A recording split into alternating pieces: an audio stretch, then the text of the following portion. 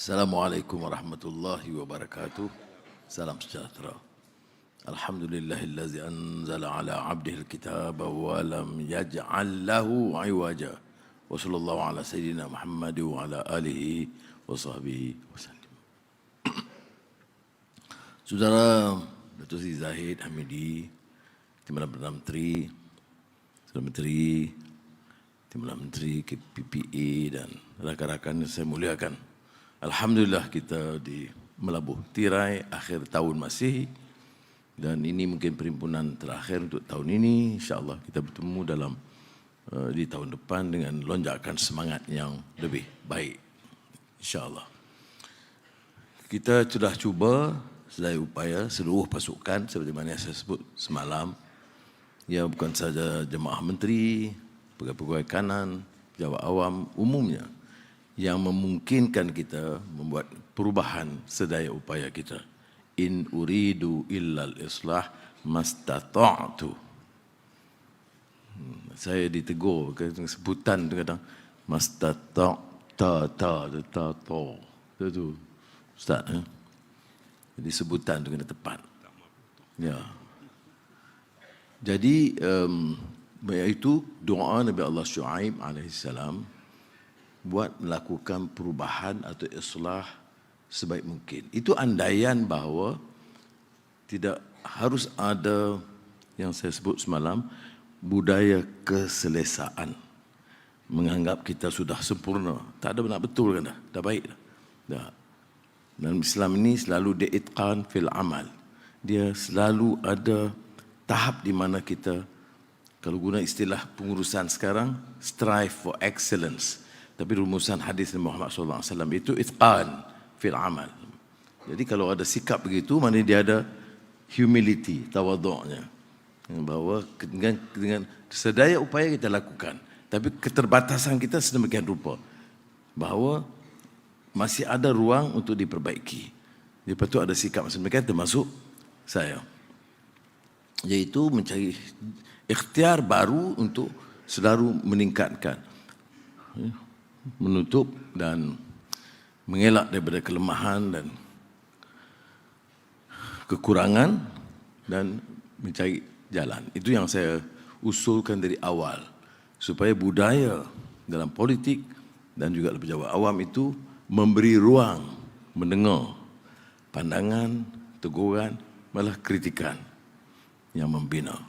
Semalam umpamanya itu sebenarnya bukan aturan yang saya sudah Zahid tetapkan.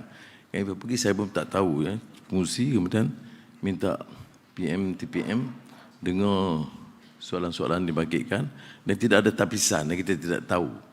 Ini saya rasa itu satu budaya baik. Itu yang disebut demokrasi yang bermakna, musyawarah. Dia bukan diatur, diprogram gitu rupa soalan begini, jawapan mesti begini ya. Tapi agak terbuka. Dan baiknya kalau ikut budaya masyarakat kita, orang umumnya bertanya kadang-kadang soalannya agak kritikal, tetapi sopan. Ya. Kerana soal nilai dan akhlak itu dipertahankan. Sebab itu saya kata kadang-kadang ahli parlimen harus belajar daripada rakyat tentang apa arti sopan, apa arti soalan yang menetapkan soal akhlak dan nilai. Kadang-kadang dengan sedikit kuasa dan media sosial yang akan mempromosikan ucapan-ucapan mereka itu juga keterlaluan. Dan ini harus ditekankan. Baik. Soal nilai ini dan penasfiran Quran dalam sejarah itu penting. Nah, sebelum itu saya nak sebut sebab ada satu soalan. Dia kata, mengapa saudara Anwar bila bercakap soal madani selalu diselang-seling dengan Quran dan hadis? Jadi seolah-olah orang bukan Islam tidak mendapat tempat. Jadi saya jawab mengatakan ya, sebagai orang Islam tentu kita sandarnya Quran dan hadis, tetapi dia tidak maksud untuk eksklusif, kerana mesejnya itu mesej umum, ya, mesej kepada negara dan rakyat. Dan saya juga kadang-kadang saya ambil juga dari Tirukural itu dari segi khazanah Tamil di India ataupun Konfusia. Betul saya kata ada sedikit titik persamaannya. Bukan soal akidah. Ya. Bukan soal ibadah khusus, tapi dalam soal pemikiran tentang kemanusiaan, manusiawi, itu harus diterapkan melihat kepada keperluan semasa, atau dia sebut waqi', reality, ya, yang kita hadapi. Sebab itu saya bagi contoh semalam, kita awsatuha atau wasatiyah, kesederhanaan. Tapi dalam falsafah Greek Yunani dulu disebut golden mean. Dia tidak melampau, dia tidak memilih untuk mengambil satu sikap yang ekstrim. Atau dalam falsafah Konfusius dia sebut Chongyun. Itu semuanya bagi mesej yang sama, bahawa dalam hidup itu harus dipertahankan kesederhanaan.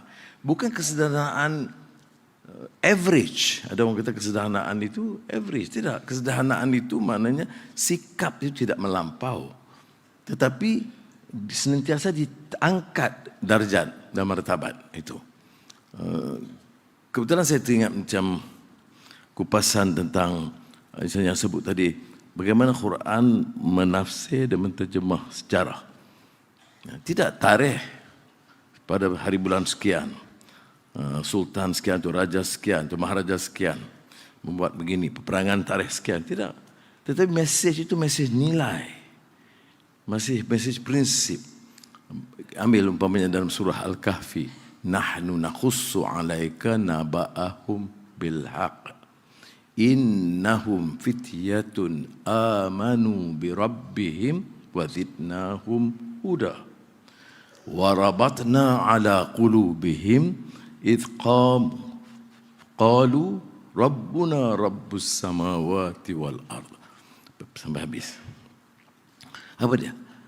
Allah menyebut dalam Quran, akan aku ceritakan kisah yang sebenar. Dan surah Kahfi ini menarik kerana dia ada banyak persamaan dengan Bible. The Cave. Nanti bila saya sebut macam ni, kita Anwar telah samakan Quran dengan Bible. Tahu pula aku nak jawab. Ini sebab saya kata pemikiran yang pelampau, dia tak dengar konteks. Dia ambil itu. Tengok, Anwar samakan semua agama. Oleh demikian tidak boleh diterima sebagai pemimpin negara ini. Baik. Baik. Tetapi yang saya sebut dalam cave, ke mana ada sejarah? Kerana sebenarnya sejarah dalam cerita cave Kahfi itu zaman Kristian. Tetapi diberikan nilai yang baik bahawa ada pemuda-pemuda masa itu Kristian. Jangan lupa, kadang-kadang. Tapi kalau saya kupas begini, orang Kristian kan senang kan? Kita gunakan dalam Quran kisah sejarah di zaman Nasrani, di mana anak muda itu diselamatkan kerana prinsip mereka yang kental. Akan kuceritakan kisah yang sebenarnya. Apa cerita sebenarnya? Innahum fityatun amanu bi rabbihim wa zidnahum huda. Anak muda dengan keyakinan mereka, dengan iman mereka, Allah tambah petunjuk kepada mereka. Mengapa? Kerana ini soal nilai, soal prinsip. Dia tidak terpukau dengan kuasa dan kezaliman dan penindasan dan penipuan porak-poranda di luar. Dia pilih untuk selamatkan diri mereka kerana terpahat dalam hati sanubari mereka. Apa dia terpahat? Warabatna ala qulubihim. Terpahat di hati sanubari mereka hanya keyakinan dan kekuatan Allah yang menjadikan langit dan bumi. Saya dah tengok kalau Jaki mangguk, saya selamat. Baik.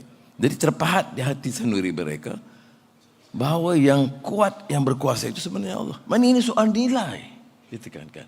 Sebab itu bila saya sebut dalam Madani ini, ya pertumbuhan ekonomi, transformasi digital, energy transition, itu semua penting. Kerana kalau tidak kita bicara ini tentang nilai, kemudian tidak lakukan kerja, kita akan ketinggalan.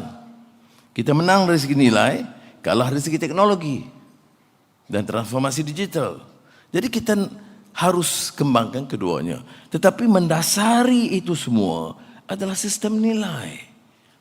Nilai ini dimulakan dari perpadi. Bukan nak mengutuk orang lain. Kamu harus baik. Kamu harus jangan rasuah. Ya. Tapi aku kumpul harta dah 100 juta. Kamu jangan rasuah. Kamu mesti hidup sederhana. Kurangkan makan gula. Itu saya sebut. Kurang gula kerana penyakit diabetik. Baik. Tetapi dia, ya ayyuhallazina amanu qu anfusakum wa ahlikum nara. Mula dari diri kita. Ibda binafsik. Mula daripada diri kita. Yang pertama Quran, yang kedua hadis. Ini tazkirah pagi. Doha. Baik. Jadi yang sana intisarinya apa? Nilai. Jadi kita sementara menjadi orang politik, pentadbir, jangan lupa yang mendasari semua itu nilai yang baik. Tak perlulah umpamanya hanya terikat dengan undang. Undang-undang itu kerana ada kelemahan manusia, ghaflah, cuai dan lupa. Tetapi peringatan itu kepada semua, dan kalau kita ada nilai yang kita terapkan dalam Madani ini, saya yakin sebenarnya kita boleh angkat keadaan kita. Hentikan kelemahan lampau. Ada kekuatan dulu, tapi ada kelemahan dulu. Kita bina dari kekuatan itu dan kita tinggalkan excesses yang berlaku. Ya, mudah-mudahan kita tutup labuh tirai 2023 Masehi ini dengan semangat yang sama, ya, dan membuka lembaran baru sejarah negara. Kerana saya yakin sangat, ini bukan soal pelaburan saja, bukan soal keyakinan negara luar saja, tetapi tentang kapasiti kita untuk mengangkat keupayaan ekonomi, sosial dan sebagainya. Sekurang-kurangnya kita dah bagi garis-garis urutan keutamaannya, bahawa sementara kita menggapai langit, ya, menggapai langit maknanya insya-Allah cuba mencapai yang ideal. Bidang-bidang baru termasuk, ya, saya sebut tadi digital dan AI, soal energi baru, hijau, hidrogen, untuk menggapai langit. Tapi kita harus senantiasa mengakar di bumi. Mengakar ke bumi sementara kita menggapai langit.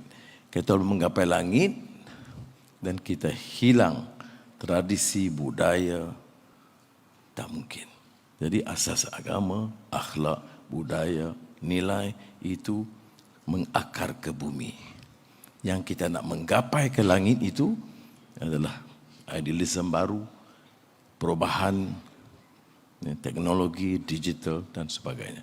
Carilah jalan dan ikhtiarlah supaya kita dapat angkat dan kembalikan maruah kepada bangsa dan negara Malaysia tercinta. Terima kasih. Wassalamualaikum warahmatullahi wabarakatuh.